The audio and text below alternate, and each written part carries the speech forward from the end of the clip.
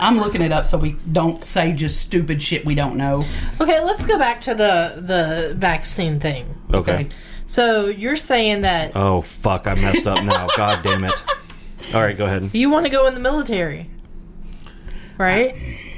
But you are against... Hold on, for the fucking record, she's not saying me personally, she's saying the global me. Go ahead. Let's say you want to go in the military. Okay. But you are also against putting harmful shit in your body. But going in the military requires that. Okay, if public schools are saying they require it... Then you can't go to one. So you're agreeing with what Brandy said. Okay. I fucking said that when she said it. Yeah. Okay, so I'm on factcheck.org. Okay. And it's talking about the New York abortion law. Says, question, does the New York law allow full-term abortions? A, the law permits abortions after 24 weeks if a healthcare professional determines that the health or life of the mother is at risk or the fetus is not viable. And here's the thing. Here's the thing with... Because I read that too. And what I looked up in the bill was their definition of the word health. And it's physical or mental health. So what that means is if some woman can get a doctor to agree that she's going to be depressed from having a baby, she can abort it. Okay. Due to her mental health. It's health. saying the change in statutes under the old law, it criminalized abortion unless it was a justifiable abortional act, meaning it was within 24 weeks or necessary to preserve life. Okay. And I've also listened to testimony, like Senate testimony from board certified OBs, and every one of them have said that there's never a situation that a third term pregnancy, in a third term pregnancy where the baby can't be delivered. Well, yeah. God damn it, I'm getting my words all fucked up. Why so late, though? Why 24 weeks? Isn't that the end of the second term? Well, and that's the second trimester? You're talking about viability, I think. I mean, there's a point where it has to be a certain amount of, like, okay, for it to show up, like certain problems, like that are going to be like that one awful disease we talked about the last time we talked about this. Are you talking about the one where the Harlequin disease? Oh, that's fucking God, heinous. That's terrible. I literally get like, it makes me sick thinking of it. But I think they have to be a certain level of gestation before they can test for that and find. But of course, before it's going to show. So like in the first trimester, it might not show. Where in the second, it would. So I think there's some. I wonder how many diseases or health problems the baby, because it seems like it should be up to 24 weeks for testing for this or this. Yeah, like, and maybe they don't want to put it that way because there are so many different things, and I mean, they don't want to like pigeonhole it that much because, I mean, if you say, I think they think that if the baby's not viable, you know, because obviously with that Harlequin thing, that is so they fucking suffer and terrible. Die, and it's awful, and it's much better that they just don't. That gives me like the, and you know, so there's things that the mother has to be, like, you know, if you're going to have a problem and the pregnancy is going to cause you severe harm, it's not going to happen before the baby really starts to draw, you know, and like become a. I don't want to say, that sounds awful, but a strain on your system. Right. Yeah. Like, my pregnancies were very,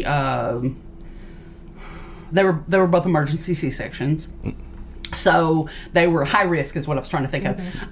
And I was never that pregnant woman that glowed. If I did, it was the toilet bowl, reflecting off me. But definitely things went down the longer the baby started to, and the bigger and the more that it started to draw off my body, you know, that's when it became. So I'm thinking that's why that, you know, and God knows I just talk shit, but I have read about, you know, because I mean, I love babies. I don't want bad things to happen to babies, but I don't want I don't want bad things to happen to women either. So, you know. Yeah, well, that's the problem that I have with that argument where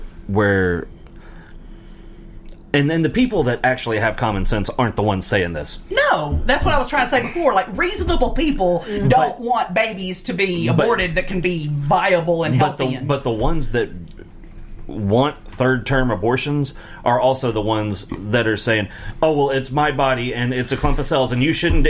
Oh, my favorite. If you don't have a uterus, you don't have an opinion. Well, first of all, I don't need a uterus to generally believe that killing babies is a bad idea. I think once a baby can be viable outside of you, that's different. Which, according to board-certified OBs, anytime in the third trimester, that baby's viable. Yeah, well, Mason was born at 31 weeks. What is full term? 40 weeks. Okay. You know, and I should probably know that. My friend, who is a neonatal nurse, you know, God, I forgot what she's told me, like the real, it's about 24 weeks, like anything, like 25, 26 weeks, it's, even as much as our technology has gotten better, it's still touch and go, and those kids tend to have, like, really, like, profound problems. It's just, stuff's not developed enough. Yeah, they're just not. They're not. You know, sometimes shit happens and they can't. You know, but they're just not ready for the outside world. They haven't baked long enough. But yeah, so like a 24-week-old baby isn't viable. You know, or fetus. And to me, I mean, I know that when I carried 2 babies, I got pregnant twice. I never lost a baby, thank God. I can't imagine. But Did you know that like 25% of pregnancies end in miscarriage in this country? Yeah, like spontaneous miscarriage, yeah. My aunt had, I think, several. A friend of mine has had like 4. My mom had 2. I mean, she had... she's like, what, a year or 2 younger than us. Yeah. And she had one like last year. Yeah. My mom had my brother when she was 18, 19. And then I was born, she was 18, because I was born when she was 23, 24. And in between us, she had 2 miscarriages. Oh, wow.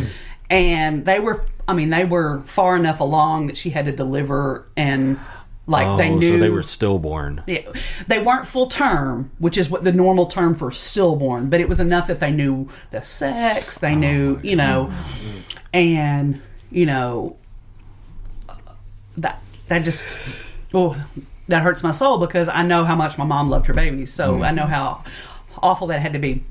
But, you know, she said she'll never forget that the doctor, you know, came around and was trying to comfort her, and he was like, you know, this baby would have never made it. This was your body's way of stopping what would have been a terrible, painful life for this child. So, you know, and well, I'm sure maybe there could have been a better way to say that, but it gave her comfort. And you know, it's not fair that, like that disease you were talking about, Harlequin. Oh, that is so fucking. It's not fair that your body will do that sometimes. You know, this isn't going to be a viable baby, and then sometimes it slips through the cracks. Something so profound bad like that, where it's just suffering. Like you know what really pisses me off so much that I can't even fucking stand it.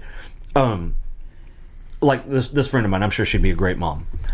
The people that can't have kids, but you've got fucking Bubba and Tammy over here that just drop them like puppies. Yeah, that are pregnant every fucking 9 months. To me has always seemed like such a cruel twist of fate. That people that desperately want children and would adore them and cherish them, and those people so often can't. And then, like you said, there's someone that just drop them and then go on back to the club. Yeah, and that exactly. Just makes me sick. They share a shower one night and they're fucking pregnant the next day. It's like, you fucking worthless hillbilly fucks. Well, and like what Amber was saying, hold on, about like the diseases and stuff. Like I followed this one blog. And I don't even remember, it was like, I just stumbled on this lady's blog. And it was one of those things where I just was pulled in and I was like, oh my God. And I followed it for years, and the little baby, he was born with something called, it was called EB. And basically, and this little boy lived, he lived 3 years. And I can't remember, it's called, they EB is what they call it. It's like this thing where like the smallest thing just erodes their skin. Like, just like rubbing you, or like the clothes rubbing on you. He had to be wrapped. I think I've seen him, like wet. Where they, like, to keep the skin moist and stuff. And like, just playing with his little toys would like make his hands just break down to where his fingers fused he would together. have to be like a mummy all the time. And like, it would take her like 3 hours to give him a bath, because he'd have to be completely, because like if his arm rubbed against his side, it would sloths off. Or something. Like, and it just made these terrible pressure bruises. Jesus. And this child had the sweetest spirit, and this mom was just a young mom. And absolutely not prepared for that. No, who the fuck is? Yeah. But she tried so hard. She fought so hard for this kid, and this kid had this joy about him, and he had to have known the most.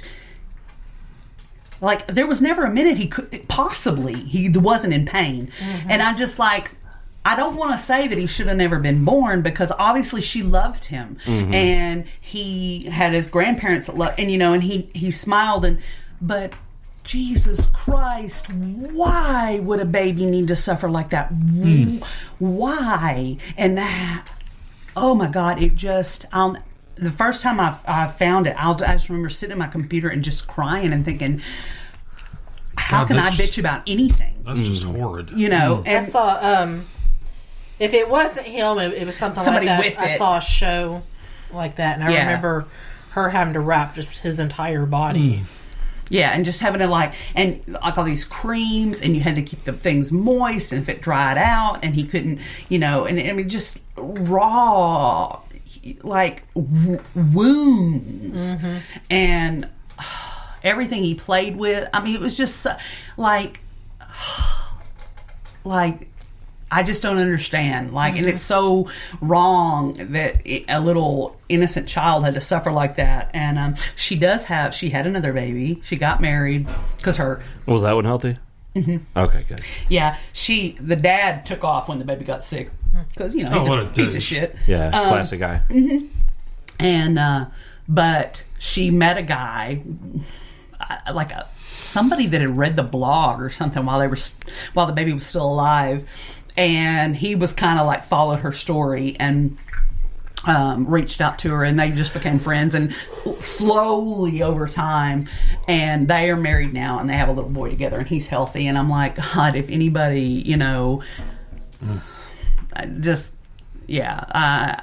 I would rather see a baby be aborted than suffer like that, or. Yeah, I absolutely don't want to see a baby suffer. No, and no reasonable person does. That's why, like we were saying, nobody wants a viable baby to be aborted. But it's always those idiots that are so loud that make it seem and when, like those fringe positions are common, and they're not. And this actually did happen. You can fucking research it if you want to. The media needs to stop giving these idiots the limelight. Well, there's that, but the fucking, was it the mayor of New York City or the governor of New York, one of those two idiots was celebrating the fact that, yay, now we can abort third term babies. And it's like, dude, did the law need to be passed? Yeah, maybe. Do you need to fucking celebrate it like that? No, absolutely not. That's like when you have to like put down a dog or something. Yeah, you don't celebrate the fact that sometimes has to be done, and it's awful, but it's not something you're like, woo! Yeah, exactly. I think a lot of people on both sides of the political aisle would be in a lot better shape from a public relations standpoint if maybe they didn't act so stupid. Think? Yeah. Not even talking about policy, just talking about general reactions to everything. Well, if people had a little more decorum about something, it's hilarious coming from me. Like, I talk I get it. Farts all the time. I make dick and fart jokes all the time. But I know how to act and when to act, and I know when to be appropriate and And I think it's becoming a lost art. Like tact. It's fucking tact. Tact and class.